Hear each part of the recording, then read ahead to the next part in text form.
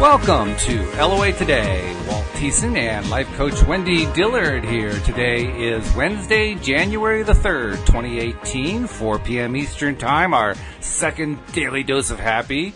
And Wendy, I don't know about you, but I've had a busy day because we just barely got this show started on time. It's been an interesting afternoon. I just looked at the clock and thought, you are amazing that you could, run right in, get it set up, and boom, we're ready to go on time. Oh, my goodness. Well, actually about 15 seconds late, but I'll go with that. That's okay. I can live with that. That's not even late. No. Well, you see what's happening is here in the Northeast, we're anticipating a big storm coming through tomorrow. And because of that, everybody has to go get, supplies and all that kind of stuff. Plus, we had a couple extra errands to run. So we cut it a little fine, but we got back, and that's the main thing. We're all ready to be tucked in for the next 24 to 36 hours while we get white stuff all over the place. So that's the trade-off, right? Yes, it's a nice trade-off. It is. How about you? I think there's a wonderful, magical feeling about hunkering down in your house and having it be really cold outside, and just I don't know. It feels kind of special. I like it. It is going to be a little dicey because what they're calling for is a deep plunge in temperature after the storm. So there is going to be a need for as much positive thought put out as we possibly can so that there is as little negative consequence, let's put it that way, that follows up, okay? So we're going to think positively, and we're going to put out there that this is just going to be one of those little storms, no big deal, and everybody's going to come through it just fine and dandy. How about that? You got it. I'm with you on that. All right. Good. That sounds good. So how's your day been going? I mean, lately you've been really nose to the grindstone because of the nature of what you do. You've just been doing all kinds of crazy stuff. Has it slowed down for you at all? I don't know if slowed down is the right word, but I would say I am personally managing it very well. Well, that's good. That's very good. That's an accomplishment all by itself. Yeah. I mean, yesterday, if you remember, I got on the pre-call with you, and I said, I hope you have a topic because, I've been slammed all day with not even a second to even think about a topic for the show. And today, I was kind of ready about 2 minutes before I normally call. And when I called you and you said, hey, I'm running late, and I said, should I come up with the topic? And you said, yes, please. I, sat down, and I'm like, oh, my gosh, I have the luxury of 5 minutes to just sit here and say, hello, inner being, what's our topic for the day? And boom, it came. So that feels joyful to me to just, have that level of synchronicity where I have the time to think of a subject, and I it's all good. Well, and you came up with a good topic, too. That's what's so cool when you're tied in, when you're in the vortex, when you're just, on it, when you're in the flow. It comes easily. I mean, this is we're talking about a topic idea here, but really it applies to anything. It just all starts to come really easily. So I can't say I'm really surprised you came up with a topic. I'm almost going to say, why did it take you 5 minutes? Well, and you know what? I think the 5 minutes was more sort of convincing myself. Okay. That would be the topic for the day, because I think the topic came in for me last night. Oh, no kidding. It's been what I'd been thinking about, and then when you and I hung up a few moments ago, and I said, okay, so what's the topic? The first thing in my mind was what we're going to talk about, and I went, really? Do I have anything to say on that? I think I do. Well, if nothing else, I'll talk about what's going on in my world right now. That's what's on my mind. So and I just had that little internal dialogue going back and forth, and then you called, and I went, here we go. And what you came up with was a great idea. I mean, it fits in beautifully with the whole flow. It fits in with law of attraction in a big way because it goes on regularly. I don't think there's anybody on the face of the earth who doesn't have to deal with it one way or another. So you did it. Home run. Way to go. So let me tell people what we're talking about. That's probably a good idea. We want to clue the listeners in. We don't like clueless listeners. So, yes, let's tell them. That first couple minutes is our pre-teaser. That's right. But now we'll really get into it. The question is really, why do we as humans need, require, or want other people's approval so badly? And, again, that's something that I don't think there's anybody on the face of the earth who at least at one time or another, and in many cases throughout their lives, wrestle with that one question. It's just, yeah. We seek, well, part of it is because when we come into the world, we are completely dependent on the big people. We have absolutely no ability to survive on our own for the first few years. And, so, of course, you want to have the approval of the person who's making sure that you stay alive. Right, because I guess the expectation, and we don't think of it like, oh, the expectation is, but I think this is just how we kind of figure out life when we're like infants and we're pre-verbal, right, is if this caregiver is taking care of my needs, then perhaps I ought to do things that will somehow espouse them to want to continue to take care of my needs. Oh, yeah. And the interesting thing about even a pre-verbal infant is they learn really, really quickly what buttons to push. Yeah, like instantaneously. Yeah. It's almost like they came with a manual. I'm sure isn't that funny? Because now we spend our whole life looking for the manual. Yeah, right. I'm sure there are plenty of first-time mothers who are wondering where their manual was because they know the little kid got it, but they didn't get their copy. That's so very true. Well, so the thing, and I'll just share it. Like I was telling it to you yesterday post-show, but my desire is to be so transparent in my life that I don't have secrets. That I do know about me. I really don't have shame about pretty much anything, but I am kind of selective, or have been, about who I tell what to. Mm-hmm. One, because I think that's wise. Sure. Like if I have some big budding idea, I don't want to share it with somebody that I think is going to squash my thoughts. Who would want to? Or squash my enthusiasm. Yeah. So in that way, I know that my selectivity is just using common sense and wisdom. But in another way, which is where I was kind of at yesterday when you and I were chatting, is I was saying how I love our show. I want to tell more people about it. And yet, if I do it like through Facebook or through LinkedIn, I know that I have connections with people that, may frown upon what I'm doing or may judge what I'm doing, especially if they have contrary beliefs to the law of attraction. Sure. And it's like I just kind of didn't want to go down that road. I don't blame you. I know when I was talking to you, I was just kind of all pent up, like, it's just frustrating. And you were being very kind and offering me some really wonderful suggestions. And as I thought about it afterwards, I was just trying to get greater clarity. And I loved one of the things that you said very specifically, which really helped me get clear, was if I put it out on Facebook that I'm doing a show on law of attraction, I know it's something I'm proud of and I believe in, or I wouldn't be here.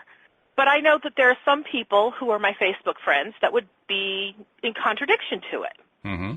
And I was blowing up in my mind like this picture of, people confronting me on Facebook and getting into a Facebook feud. And I thought, you know what? That seems so silly because what you said is if they're not a match to it, they're not even going to see it.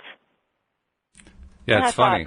Well, that's true. And the only way they could even be a match to it that I'm thinking at this point is if I have some huge fear, which is why I'm wanting to dispel it, by the way. Yeah, right. If I have some huge fear about somebody wanting to confront me. Right. Only then would they be a match to the confrontation. Yep. So my thought was, well, let's find a way to disband and let go and release this fear energy so that couldn't even be possible, and then just let it ride. Yeah. Because I want to be comfortable in who I am and what I do.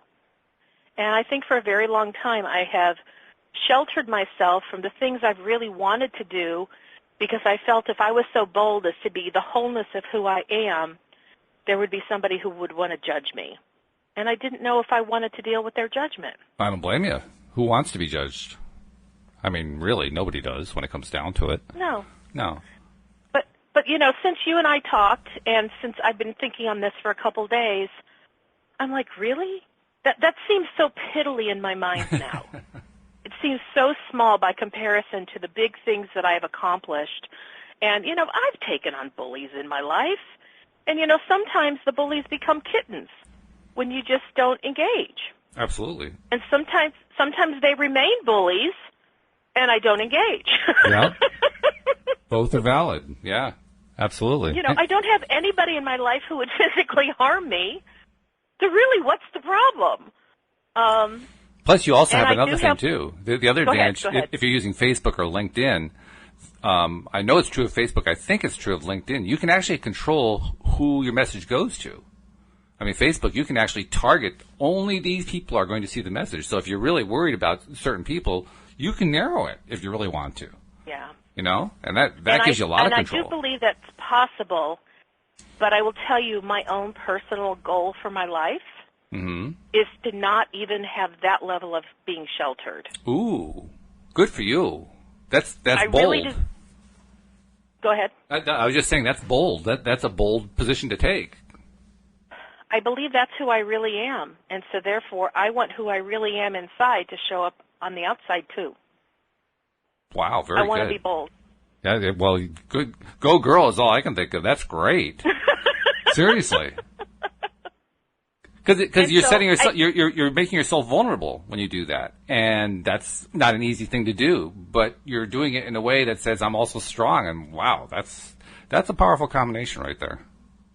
I mean, I want both. I want my vulnerability to be out there in the open, but I can't. I redefined vulnerability recently. Oh, gosh, now I can pull back the words, but it had something to do with, for me, strength. And you said, something like, well, that's really strong. Well, to me, to be vulnerable, to be truly vulnerable, which is where you let it all show, that to me is the ultimate strength. Okay. You know, because if I'm willing to let every vulnerability or every weakness or every whatever show up and know that it's okay, that's me saying to myself, it's okay. And when I think it's okay, there's not a whole lot somebody can do to shoot holes in it. That's true. I mean, they could try, but it wouldn't even get through to you, really. I mean, it probably wouldn't even penetrate to your core. It would just kind of bounce off. And that's who I want to be, and that's where I want to be. I'm not there yet, because we're all a work in process, and that's the thing that I'm working toward, is where I can say or do anything and just be myself. Because I know in my lifetime, when I've heard other people, whether on the radio, TV, or friends, or whomever I'm speaking with, when they really share what's really happening in the details and they don't hold anything back, I not only respect them at a greater level, sure, but I learned something that surpasses anything I could learn from someone else if they just talk in generalities. Yeah. And that's the stuff that really makes the difference in my growth ability. Sure. Well, anybody's, I think. I suspect that there are possibly some exceptions to the rule, but for the most part, I think most people grow very strongly in those situations. So again, I say go. I mean, that's just that. It's brave, but it's also powerful. And from an LOA perspective, you want to have that kind of vibration in order to, keep your vortex going, keep yourself in that vortex, as they like to say, and in Abraham Hicks circles. That's what does it. When you're feeling that confident, that's confidence. That's what that is. That's confidence in yourself. It's believing in yourself and saying to the world, I'm not afraid to believe in myself. Wow. That's huge. And ironically, I didn't want to say this on the air where other people would hear it because I knew then other people could judge it. And yet, I got to tell you, I'm so grateful that I've even spoken the words that I have so far, because it's beginning to dispel the mystery of where the fear was. It's really? Like the fear was the fear because it was in the hidden and it was the cloaked thing that it wasn't being talked about. Oh. And now as I'm talking about it, I'm like, what was the big deal? What was really the big deal? Yeah. I mean, like I said, I've had some pretty big bullies. By the way, I've been a bully. Not in the sense of beating people up, but in trying to convince people of a point of view. Oh, yeah. Yeah. I think most of us have done that. One of the things I'll say is when I was in Bible college, because of the training that I was receiving and very strong dogmatic viewpoints, I was following what I had been taught. And so if I got into discussion, which eventually became debate, which eventually became an argument with somebody who was not a Christian believer, I was doing my utmost to try to prove to them that my belief system was the belief system and one that they too should adopt. Mm-hmm. But you know what, Walt? I got to tell you, even though I was doing what I thought was the right thing to do, and according to all of the people I went to school with, both my peers as well as my teachers, would have probably praised me for my actions and because I, was pretty good with words, and so I could win an argument really well. Right. It didn't mean the other person changed their mind. It's just they realized they ran out of arguments and I won in terms of who had better arguments. But I didn't feel good about it. Yeah, I know what you mean. Even the expressing what I didn't feel good. Mm-hmm. Trying to railroad someone didn't feel good. Because what you're really talking about is a power struggle. And you won the power struggle, but you lost the war. Yeah. And they didn't become believers anyway. Right. And so I ended up feeling really yucky about myself. And, a number of years later, that thought just really haunted me for a long time. Like, why did I work so hard to push this on people? And I'm like, well, because my belief system said I must and it's appropriate. But eventually what I found was, you know what? I can't prove anything through words. People have to have their own experience. I agree. And I wasn't really allowing people to have their own experience. I was trying to tell them what their experience should be. Yeah, that doesn't work too well, does it, when you think about it that way? No. No. And yet, how often do we try to do that? Yeah. I mean, I think we've all done that. Yeah. So, yeah. In fact, something you were saying earlier, well, there's two things. First, what you're talking about there, I think we all resonate with that. Everybody's done that at one time or another. But the other part of it is you were talking earlier on about how you feel very good about what you believe now and what we talk about on the show and so forth. And I feel very much the same way. I mean, it's been kind of a theme in my conversations with people I'm close to over the last few days, including co-hosts, my wife, family, and so forth. But studying this material, particularly from the Abraham Hicks point of view, is the first time in my life where I've actually read and studied something metaphysically oriented that vibrated within me, that resonated within me perfectly, without any contradiction, without any, no, I don't agree with that kind of stuff. So to have found something like that, I have no problem trumpeting it out there. Now, what I won't do is I won't go into somebody's face and say, well, here's what I believe, and you should be believing the same thing, too. Now, right. Evangelizing is not a good LOA tactic, in my opinion. There are much better things to do with your time. But, for anybody who is open to it and wants to hear about it, I have no problem telling them what I believe and why I believe it. It's one of the reasons I'm enjoying the podcast so much. And it's also why I really admire what Jerry Hicks always used to say at the beginning of the Abraham Hicks podcasts and workshops and recordings and so forth, where he would say that this material is presented for people who are ready to receive it. I thought that just summarized it so beautifully, because that kind of person I want to talk to all day long. That was not in my belief system growing up. I was never taught the concept of if you're ready to receive. You will be ready to receive. Yeah, it's more like, hey, I'm the adult. Here's what I think. You must believe the following. And so it was just either I believe it or I don't, and I live the consequences of it. Mm-hmm. And, I was a good little girl, and I was a straight-A student, so I was very compliant to things that would get me positive results. So I'm sure that's why I became an incredible people pleaser. I was seeking people's approval all the time in my life because I just thought that's the way you live. That's how you get the better things in life. That's how doors open up to you, because if people approve of you, they open their door to you. That's true. If they disapprove of you, they slam the door in your face. And I Often didn't painfully. like that. No, that part's not fun, no. So you always want to be on the approval side of the ledger. And when I think about it from a law of attraction perspective, and which is all about matching who you are, and bringing people who are like yourself, it's like that's really the side of the equation I want to be on. And I can understand when I think into that, there isn't a need for trying to gain or win people's approval for the sake of getting things, because law of attraction is the mechanism that will bring to you and coordinate the things that you desire, and you don't have to like work so hard to control how it's going to happen or who something could come through. Mm-hmm. But you know what? Even as I'm talking, I'm like, so how much have I allowed that to be the case in my life versus how much I've just thought it or said it?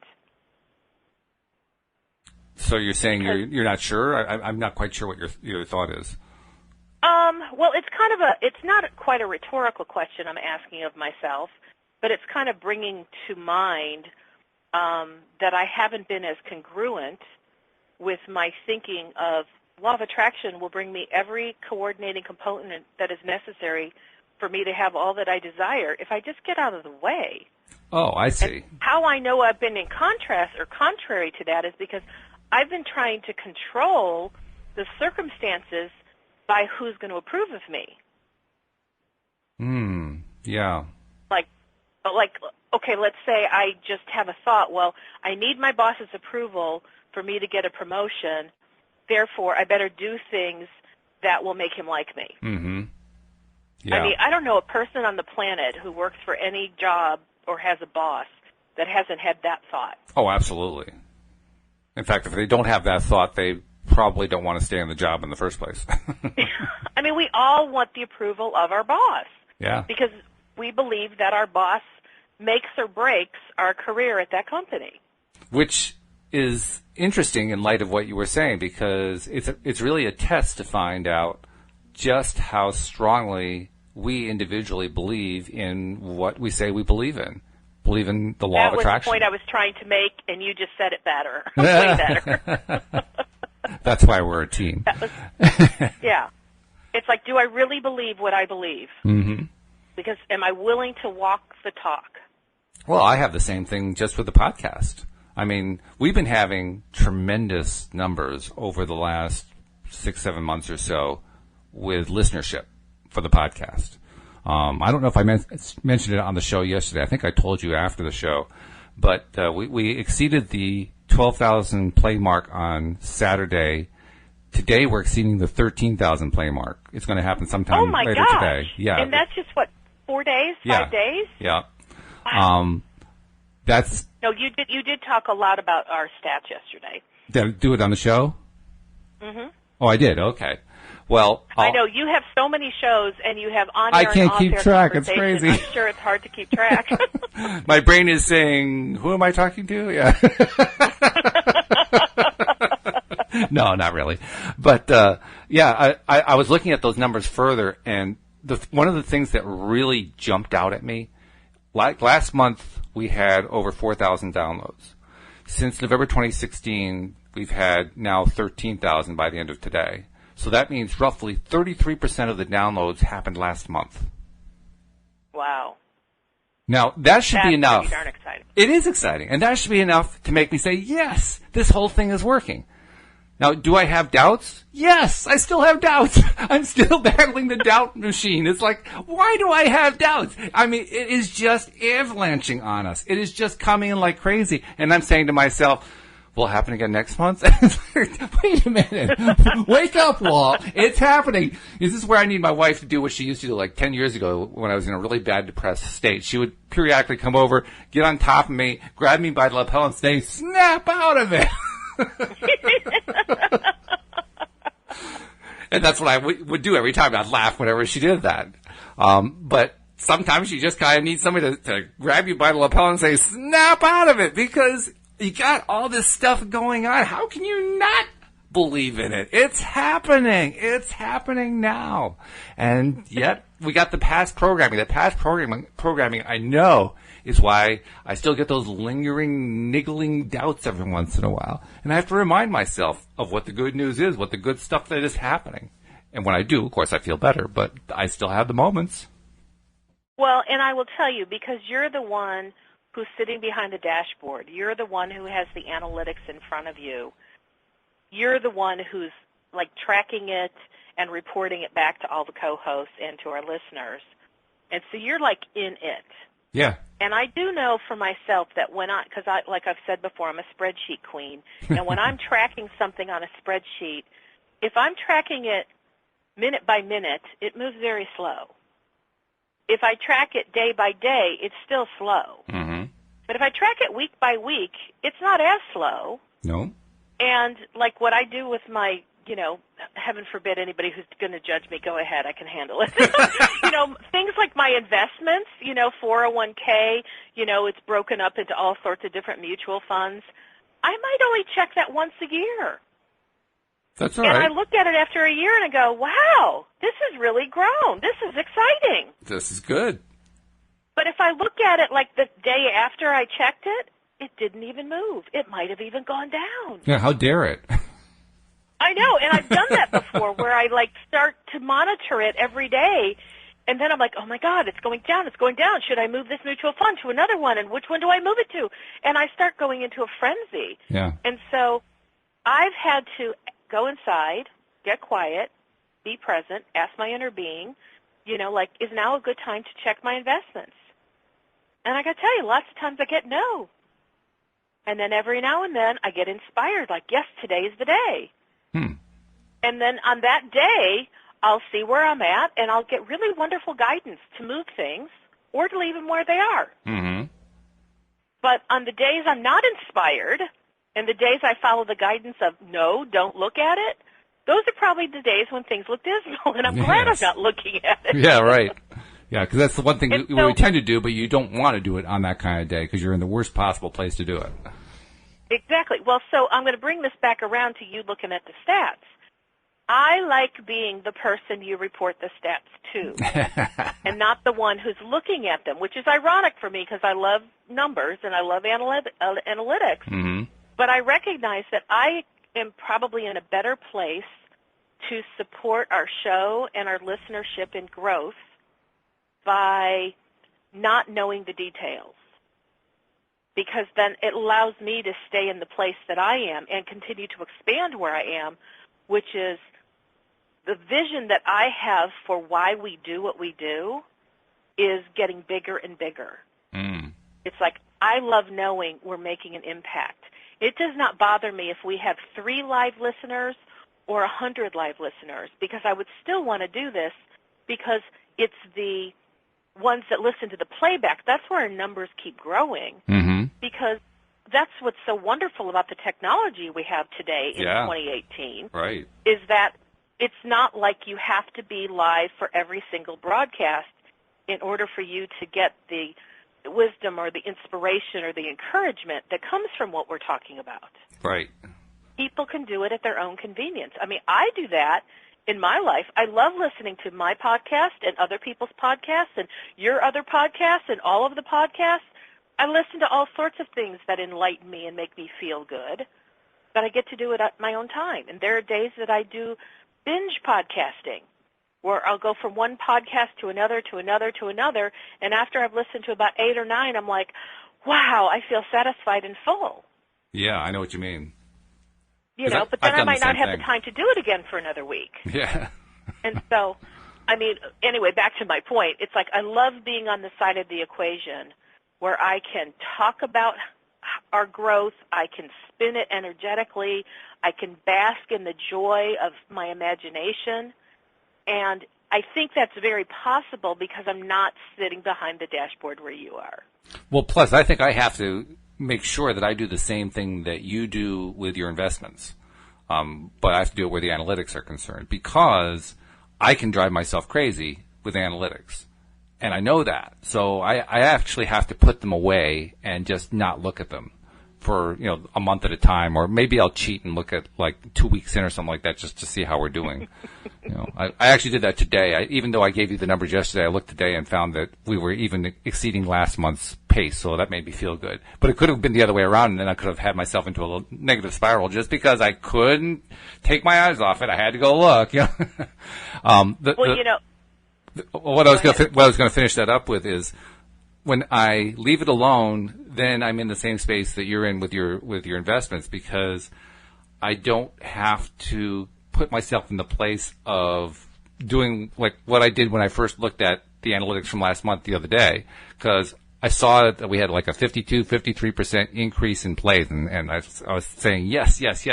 And then as soon as I saw that, my eye went right over to the left-hand column that showed that the unique number of listeners had only increased 9%. Now, which one am I focusing on the most? I should be focusing on the 53%, but I promise you, I was looking at 9% and saying, why isn't that higher? That should be higher. and you just drive yourself crazy with stuff like that. There's no need for it. Here's an idea. Let's apply the quote that you gave to me about Jerry Hicks to that. Okay. Which is, you quote it back to me because you do it better. Oh. Jerry says at the beginning of every CD. Yeah, at the beginning of every workshop, he says something like, this material is presented for people who are ready to receive it. And so is our show. That is true. It's being presented for those who are ready to receive it. Yep. And, it doesn't matter if they're unique listeners or repeat listeners. Having somebody receive value is really about them and not about us. It's about their receptivity.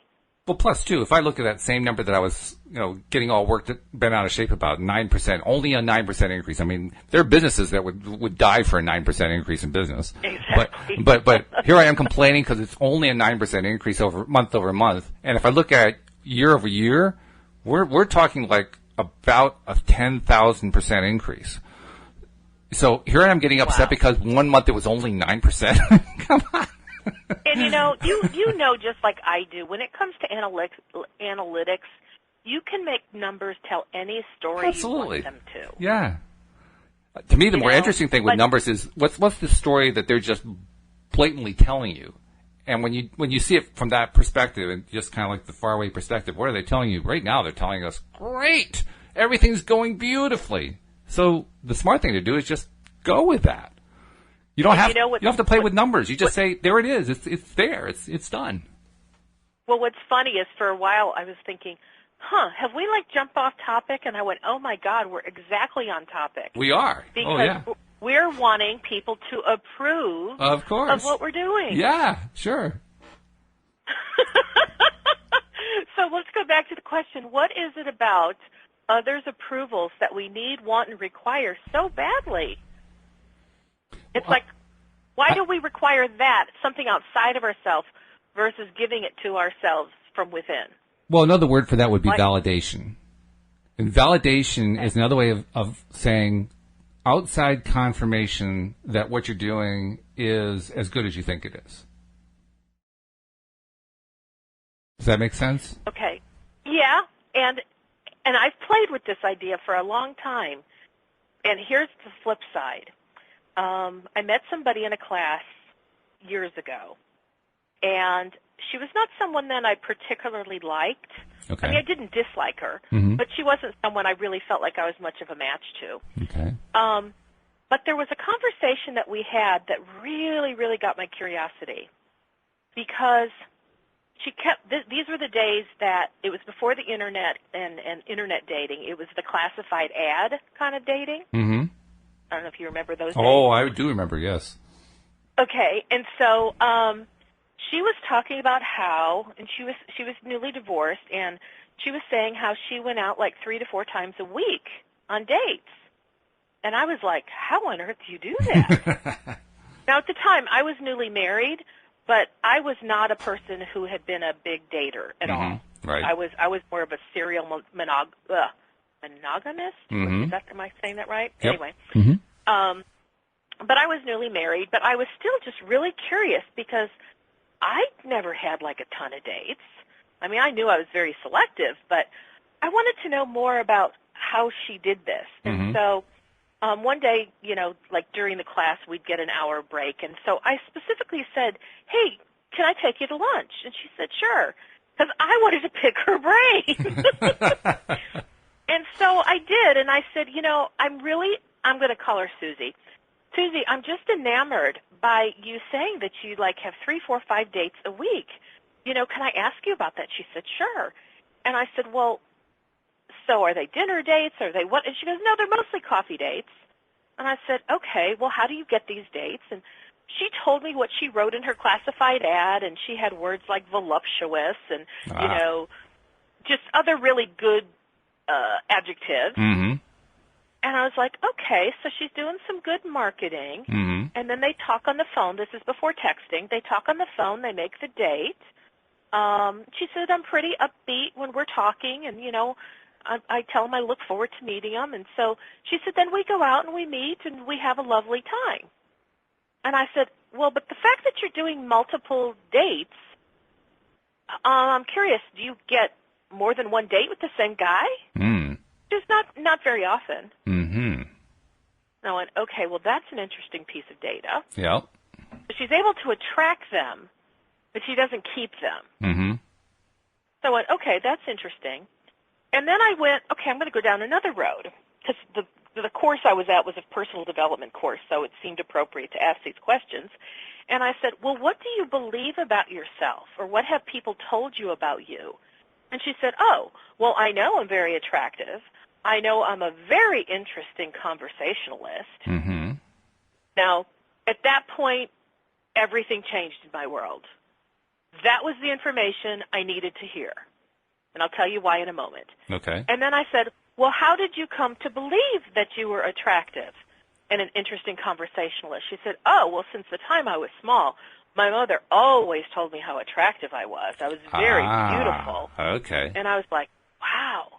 And I said, really? So I can't even remember when she wasn't saying that to me. And I went, okay, now I'll tell you why I found that so fascinating. Because in my point of view, she was short, stout, not attractive, and as boring and dry as a conversationalist as any human I've ever talked to. Well, you did say that she wasn't somebody that you would normally be friends with, so that's not terribly surprising, but it's very funny. Well, and so what I took from that, and that was it was so worth the purchase of that lunch, because I learned something I've taken with me forever, which is it doesn't really matter what, quote, the objective truth is. If you believe it, that's what you vibrate to. Oh, yeah. Yeah, I'll tell you another story that confirms that in a huge way. Okay. There was a guy I knew who, I'll call him John. John, there's no other way to describe him. He was a ladies' man. And he was an unabashed ladies' man. And he had confidence oozing out of his pores. Now, John was not a bad person in any way. Outside of relationships anyway. I'm not sure what he was like in relationships, but outside relationships, he wasn't a bad person. He had kind of a rough edge to him, and his confidence would sometimes come across as arrogance. But, for the most part, he was a decent human being. But the thing that amazed me was what happened when he was out in public and kind of turning the confidence on. I can't even say, I was going to say turn the charm on, but he wasn't turning the charm on. And I'll tell you why in a moment. He just turned the confidence on. Because I asked him, how often do you go out with women? And it was the same kind of answer. It was almost daily. And let me tell you, it was more than coffee dates. So it gives you an idea. And at first I didn't believe him. But then I went out with him to, I think it was a bar. I can't remember if it was a bar or a coffee house or what. It doesn't really matter, because from the moment we went into the facility, it was like he turned a switch on. You could see that he was like upping his vibration in LOA terms. At the time, I didn't know what to call it, but it was like he was up. He was more up than normal. And he didn't really do anything different. He didn't go, he wasn't going and hitting on people or anything like that. He and I just sat down and we were ordering, but he was on this higher level. And do you know, while we were there, not one, not two, but 3 different women from different parts of the room came over and handed him pieces of paper that were folded up. 3 different women. I thought that only happened in movies. It doesn't only happen in movies. And I was floored. I was absolutely floored. But now that I understand the law of attraction, I know exactly how he did it. He simply believed it. He believed it was going to happen. And the really interesting part about that, Wendy, as confident as he was about attracting women and sleeping with women, he had absolutely no confidence at all about building a relationship with women. And it proved out because I ended up being best man at his wedding for a marriage that lasted 6 months. Wow. And then he got married after that again. Somebody else was his best man that time. I wasn't going to do it again. And that one lasted 7 months. He could not maintain a working relationship because he didn't know how to do that part. He was really bad at that part. Well, in a similar fashion, the Susie person that I was referring to, like I said, newly divorced, but when she talked about relationship, all she could talk about was how horrible her husband was and how badly he treated her and how that was just blah. But it's like when it came to attraction, she had no problem attracting someone. Mm-hmm. She just could, kind of like the guy you're talking about. Just the relationship part didn't work. So it's like there was a solid focus energetically on being able to attract someone and feeling good about the fact that she could. But she had a really very contradictory energy when it came to actually fulfilling a relationship. Exactly. And or having somebody be interested enough to hang around. Mm-hmm. Yep. But, that story had it really permeated my thoughts for so many years because I'd look in the mirror of myself and I never liked what I saw. Now, it didn't help, Mom, if you're listening, thank you, Mom, but it didn't help that my mother always said she thought she was ugly. And she would never leave the house without makeup, and she trained me to never, she would say, you never want to leave the house without makeup because a man is not going to be interested unless you look pretty. Oh, that's sad. Well, I don't think I'm the only one who's ever had that happen. Probably not, no, but still, it's sad. And so looking in the mirror has been a real hard time for me because I have an image in my head of what I think I ought to look like or what I want to look like. Yeah. And then I look in the mirror and go, ooh, what's up? But when I think about this friend Susie and how it didn't matter what and I want to say the objective realities because I'm objective in my viewpoint of what she looked like. Mm-hmm. Her subjective viewpoint was that she was attractive and beautiful. Right. And an interesting conversationalist. And you know what? Who am I to take that away from her? I wished we all were able to flatter ourselves with true believing, regardless what we look and sound like. Oh, yeah. Because, if we have a wonderful, positive self-image, it will make what we look like even more beautiful. Well, the good news is we do know that that's possible because that's Absolutely. what we've learned from law of attraction teaching. The only difficulty, and I hesitate to call it a difficulty, the only stumbling block, I don't know what else to call it, is us putting it into practice, implementing it. Because we know the theory. We know how the theory works. We know that the theory does work. It's just a question of putting it into practice. And that can take some time. It can take some effort. It can take some stumbling. It can take some making mistakes. But if we are willing to keep going, even in the face of all of our mistakes, even in the face of all our backward movement and so forth, just keep going, keep going, keep going, keep trying, we eventually learn how to do it. And I know that for a fact because that's how I got into a positive frame of mind. I got here by just not giving up. Even though when I first started, a positive frame of mind was about as far away from me as Australia is from Alaska. I mean, really, we were not in the same neighborhood. But, and I didn't know where the neighborhood was. I didn't even know which direction it was. But I knew I wanted to be there. And so I just kept... That's all that it takes. Yeah. Is the knowing you want to be there. That sets the trajectory. And the persistence. You're just sticking with trying it and stumbling and screwing up and trying and listening and reading and trying some more. And then eventually you start piecing it together. you start piecing together, what that frame of mind is like and what it feels like. And you start doing the exercises that people recommend and, the daily routines and, the affirmations and the vision boards and whatever else that people are recommending to you. You try them and this one works, this one doesn't work, that doesn't work, that doesn't work, this one worked. You just keep sorting and sorting and sorting and trying to apply them in your own life. And all of a sudden one day you notice that you actually made progress. Over, not yesterday, but over a period of time, you've made some progress. And I'm getting there. And so you keep going. And over time, you notice you've made some more progress. Sometimes it happens that you don't notice the progress yourself, but somebody close to you points out, you've made a lot of progress. Did you know that? Oh, yeah, I guess I have made a lot of progress.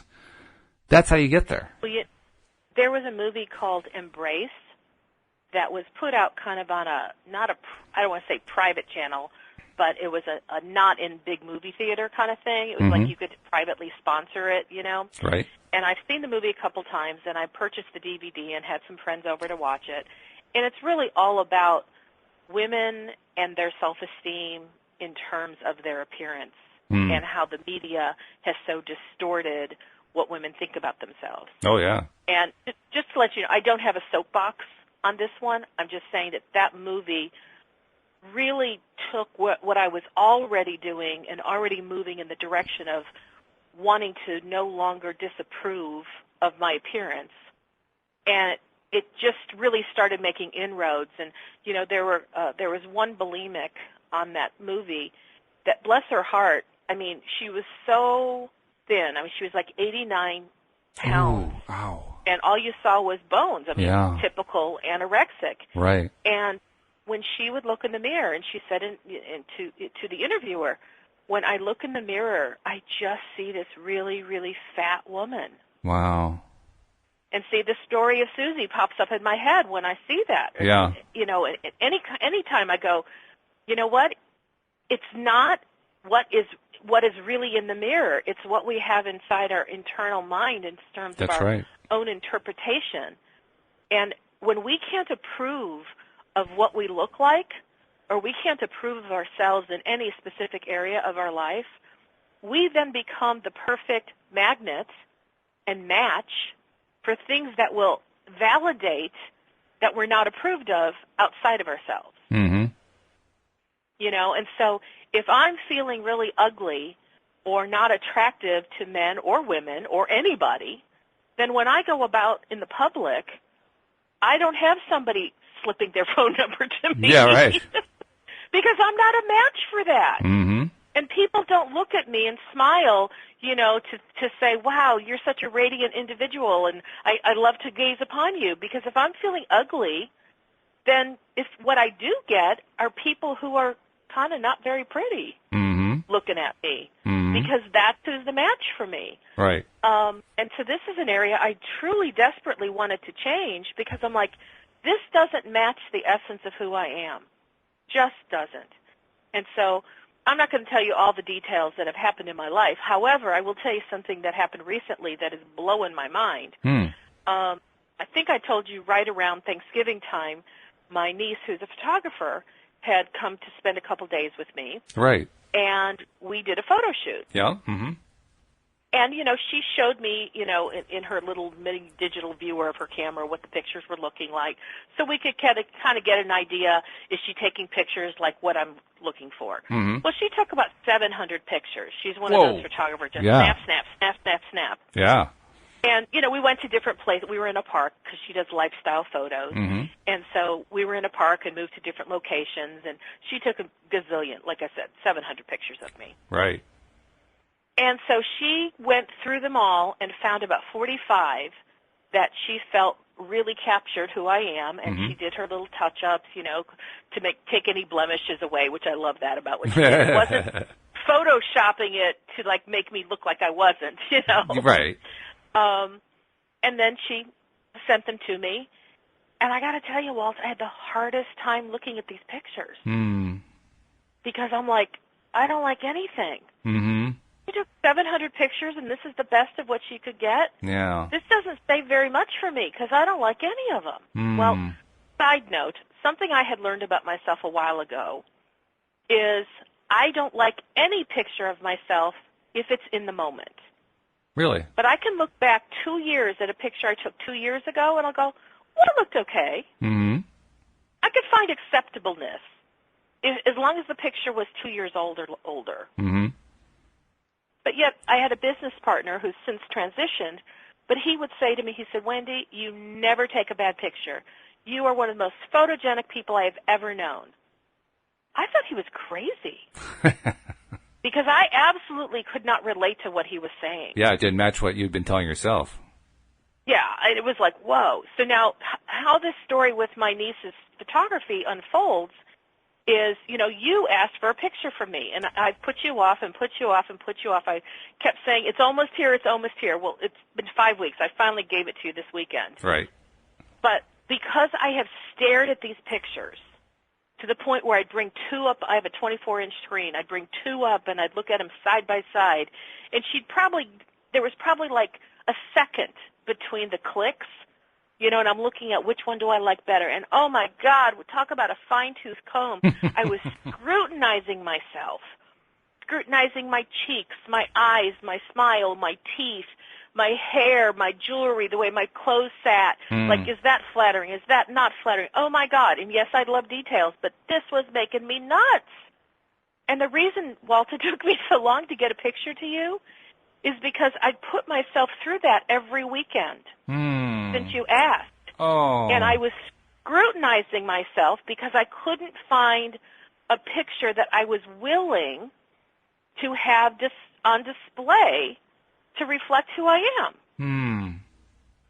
Wow. But I don't, I'm not going to tell a story to end in a bad place, right? No, I don't think you would, but still, that's... If you know anything about me, all my stories are going to end in a positive way. I or have I'm no not ready doubt. to tell the story. That's right, yes. So by the time I came up with the picture that I sent you, that you have now, blended with yourself, and now it represents the shows that you and I do together. Yep. I started to go, wow, isn't that interesting about me? I never noticed that about my cheeks. Yeah. Or I never noticed. I'm like, I have a slightly crooked smile. I don't think I ever noticed that. And then I did the thing on the screen where you rotate. Yeah. And I went, oh, my God, I had no idea how different my left and my right are. Because when you flip it, that doesn't even look like me. And I was just like in a whole different world, looking at myself in a very different way. And as I went through all these gyrations, you know what came out of it? What's that? Oh, my gosh, I am beautiful. Ah. How come I never saw this before? Look at the glint in my eyes. Look at the expression that comes through. Yes. Oh, my gosh, if I saw this on somebody else's picture, I'd be saying, Wendy, let's call it, Jennifer, it's like you radiate through this photograph. You're beautiful. And I went, I'm really liking myself now. So it was a big deal when I finally picked a picture and I hit send and I sent it to you. But the rest of the day, I started looking in the mirror. And I'm like, I look like the same woman that I saw in those photographs. I'm not wearing the same blouse, but it's like, look how pretty you are. Uh-huh. Look at how you flip your hair and how cool that looks. Look what happens when you put your hair up. Now you look very different. Mm-hmm. You look more sophisticated. You have a very different look. But I'm just blown away that all of these years that I have loathed what I look like, and I have hidden it from many people. Nobody really knew that I was so displeased with what I looked like. Mm-hmm. But now I'm like, where have I been hiding all this time? Where have I been hiding? Because I'm quite beautiful. Well, that's a heck of a change. change. And I will tell you, it's a big deal for me to say it versus someone else to say it to me. Sure. Oh, yeah, especially if you've been telling yourself the other message for so long, because now you're hearing yourself deliver a diametrically 180-degree different message. That's big. I mean, I remember in the 4th grade going to school every day, and the principal, it was one grade, okay, per classroom. It was a brand-new school, so it was a very small school, and the principal would greet us as we walked in the door, and he would, with 2 hands, grab my cheeks and just, like, pinch them and go, oh, look at those cheeks. They're so cute. I hated him for that. he did it every day. Yep. It made me feel like all the attention was on me. I didn't know what other people were thinking of me. I just felt if I saw the principal do it to someone else, I'd be like, ooh, why is she getting special attention? So I didn't like it. Needless to say, all of my life as an adult, people said, oh, my gosh, Wendy, you have such beautiful cheekbones. I'd kill to have those cheekbones. Me, I've loathed those cheekbones because Mr. Minkoff, bless his heart, pinched the life out of them and made me feel stupid. Or more precisely, you let yourself feel stupid as a result.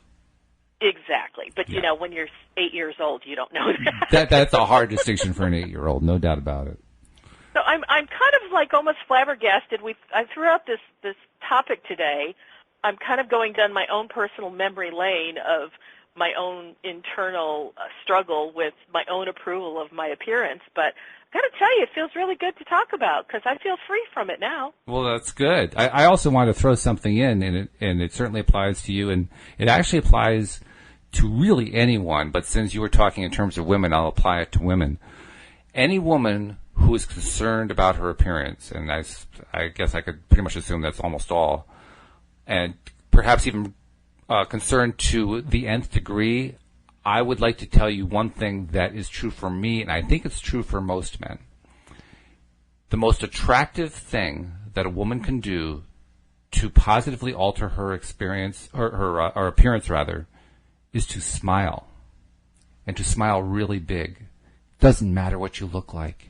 You smile really big, you become 10 times more beautiful. And the reason for that is your essence comes through. And now all of a sudden, you talked about the media and so forth, you know, telling women all these things about how, you know, they need to look and so forth. That all gets bypassed. Because any man worth his salt sees the smile, sees past everything else, and sees right through to who you really are. And so we get right past all the appearance stuff. So you want to be beautiful? Smile. Smiling is the most beautiful thing that a woman can do. That's a beautiful message. Thank you, Walt. And it's true. I'm not making that up. I'm saying, literally, when I was dating, the first thing I always looked for is the smile. And if it wasn't there, I wasn't interested. I'm serious. I wanted the smile. Women of the world. This is your admonishment. Yeah. Smile, smile, smile. Not an admonishment, it's an encouragement. I want people to feel encouraged by it. Smiling is not only good for you, it's good for getting that guy you're looking for. It works. Trust me, it really does work. No matter what other blemish you feel like you have, smiling will overcome it. I promise it's true. So we've used up all about a minute and a half. We have done the whole show on this. But I don't want to let it all pass without reminding everybody, if you have not yet subscribed to the podcast and you're enjoying this, and I think you probably are because you're still listening. We know that you are because we see that everybody is continuing to listen. We get huge numbers of people who just listen right through. So please subscribe if you have not yet subscribed. It's easy to do. Just go to loatoday.net. Subscribe buttons are all over the place.